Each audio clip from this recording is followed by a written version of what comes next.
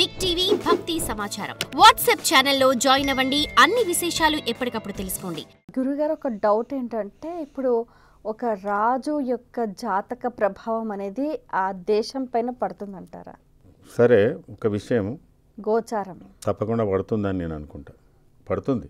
ఎందుకంటే ఒక కొత్త వెహికల్ కొన్నాం, దాని ఖరీదు 10 లక్షలు 20 లక్షలు ₹1 కోటి. దాంట్లో మనం కూర్చోవాలి, లేదా దాంట్లో మనం కూర్చొని మనమే నడుపుకోవాలంటే మనకు లైసెన్స్ లేదు,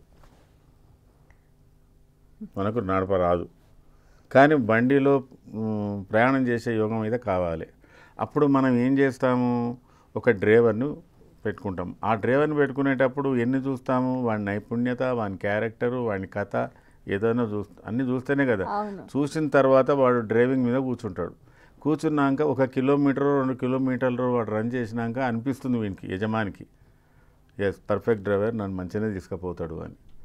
అట్లా అప్పుడు యజమాని జాతకం కన్నా, కారు జాతకం కన్నా డ్రైవర్ జాతకం అక్కడ మిన్నగా అయింది. కాబట్టి మరి ప్రభుత్వాన్ని ఆధీనంలో పెట్టుకొని నడిపే వాళ్ళలో జాతక లక్షణం మరి వాడు అది పర్ఫెక్ట్ డ్రైవరా కాడా అని తెలుసుకోవాలి కదా మనం. అందరు నేను డ్రైవింగ్ చేస్తా అంటే అందరు లైసెన్సులు మరి ఎక్స్పైర్డ్ అయిన వాళ్ళు ఉన్నారా దీంట్లో? ఇప్పుడు ఎన్నో పార్టీలు అందరు రాజ్యం చేయాలనే ఉన్నది, మరి ఏది ఎట్లా చెప్పగలుగుతాం? కొద్దిగా ఎక్స్పీరియన్స్ ఉన్నవాడిని 4 రోజులు ఉండని అని అనుకుంటాం మనం. వాడి గుణంలో కొంత ఏదైనా తేడా ఉన్నా పనోడయా అని చెప్పి వాడికి ప్రాధాన్యత ఇస్తున్నాం. అట్లా వ్యక్తి జాతకము ప్రభావం అంటే ఇప్పుడున్న సిచ్యువేషన్ డీల్ చేసేయడానికి. ఎందుకంటే మన దగ్గర ఒకే రాజు ఎల్లకాలం ఉండడు. మీరు రాజు అనే ప్రశ్న చెప్తున్నా. మన రాజులు 5 ఏళ్ళకు ఒకసారి, వాని యోగం ఎంత బ్రహ్మాండంగా ఉండదు, 5 ఏళ్ళకు ఒకసారి మారాలి, కంటిన్యూ అని చేయాలి. మన ప్రభుత్వ విధానం అట్లా పెట్టుకున్నాం కదా. కాబట్టి ఎవరు ఏది చేసినా దాని యొక్క ప్రభావం చూపిస్తుంది. ఇప్పుడు ఒక వ్యక్తి జాతకంలో ఏవైనా గ్రహాలు బాలేవు అని అంటే పరిహారం చేసుకుంటాం. గోచారంలో గ్రహాలు బాలేవు అని అంటే ఎవరు పరిహారం చేయాలి? మీరు ఒక సందిగ్ధమైన ప్రశ్న వేశారు. గోచారం జాతకం 2 ఒకటేనమ్మా. అయితే 2 రకాలు. ఒక అబ్బాయి పుట్టగానే మాకు బిడ్డ పుట్టింది లేదా మాకు కుమారుడు పుట్టాడండి, ఏం మంచి నక్షత్రమేనా అని చెప్తారు. అడిగితే అప్పుడు ఆ పంచాంగ రీత్యా మంచో చెడో చూసి అప్పుడే పరిహారం మొదలవుతుంది. నక్షత్రం మంచిగా లేదు నాయన, దానికి పరిహారం చేసుకొని అంతే. ఆ నక్షత్ర పరిహారం వరకే ఆ పిల్లగానికి అంతే. ఇక జాతకంలో గ్రహాలు ఎట్లున్నాయి ఏం కథ దాని గురించినది ఉండదు. నక్షత్ర ప్రభావానికి పరిహారం చేస్తాం. మళ్ళీ పరిహారాలు ఎప్పుడు మొదలు పెడతాము, పిల్లగాని పెళ్లి అవుతలేదను, లేదా వాడు అనుకున్న చదువులు కుదురుతలేవను, అప్పుడు మళ్ళీ ఒకసారి అడుగుతారు. ఆ తర్వాత వాడు ఏదైనా ఉద్యోగం చేస్తుంటే ఏమైందని అప్పుడప్పుడే కదా, దానికి అవసర పూర్తిగానే మన పరిహారాలు. గోచార విషయంలో దశలు ఎలా ఉన్నా ప్రస్తుత అంశంలో గోచార విషయంలో ఏమైనా పరిహారాలు ఉంటే తాత్కాలికంగా పరిహారాలు చేసుకోవాల్సిందే అప్పుడప్పుడు వాటికి సంబంధించి. ఈ పరిహారాలకు ఆ పరిహారాలకు తేడా ఉంటుంది. ఇవి ఒక్కోసారి రిపీట్ అవుతాయి. ఆ పరిహారాలు ఒకసారి చేస్తే అయిపోతాయి. అది కానీ అన్నిటికీ పరిహారాలు అనుకుంటా కూర్చుంటే కూడా ఎన్నిటికని చేస్తావు, దేనికని చేస్తావు, ఏది ఎఫెక్ట్గా ఉందో దానికే చేయాలి.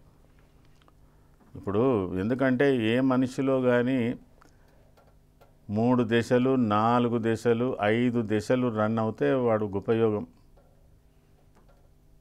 6 అయితే కష్టం. 6 అంటే ఇంకా చాలా లాంగ్ అది అయిపోతుంది. మరి వాడి యొక్క దశాకాలాన్ని బట్టి ఏ దశలు ఎప్పుడెప్పుడు ఉన్న దాన్ని బట్టి రెమెడీస్ చూసుకోవాల్సిన అవసరం ఉంటుంది.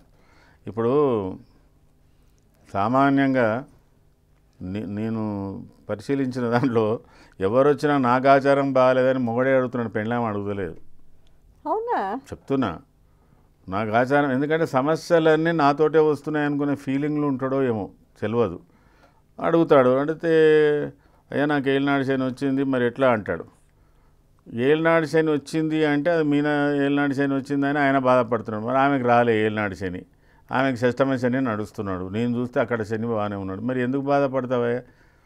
ఓ శని అయితే ఇట్లా మంచిగానే ఉన్నది, ఒక శనికే కదా పరిహారం చేసుకో బాగానే ఉంటుంది అట్లా చెప్పడం జరుగుతుంది. అంటే ఇక్కడ వాస్తవంగా ఒక యూనిట్గా మనం బతుకుతున్నప్పుడు ఒక యూనిట్ సభ్యుల విషయంలో మనం ఇంచుమించు అందరి యోగాల లక్షణాలు చూసుకొని దాని దగ్గర పరిహారాలు చేసుకోవాలి. కానీ వ్యక్తిగత జాతకం చూసుకొని నాకు శని బాగాలేదని ఈయన నాకు శని బాగానే ఉంది ఆమె చేయకపోతే అక్కడైనా ధర్మపత్ని సమేత శ్రేయం పక్కన కూర్చొని చేయవలసిందే కదా.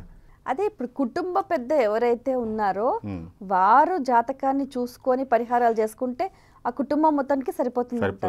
కుటుంబ సభ్యులు అందరు పరిశీలించి అన్ని అందులో కలుపుకోవాలి. ఆ కుటుంబ పెద్ద కుటుంబ పెద్దకు బాగాలేనంత మాత్రం కాదు, ఇక్కడ కుటుంబంలో ఎవరికి బాగాలేదు ఎవరికి బాగున్నాయి అందులో ఏంటి అనేది దాని విధంగా నిర్ణయించుకుంటే బాగుంటుందని నా అభిప్రాయం.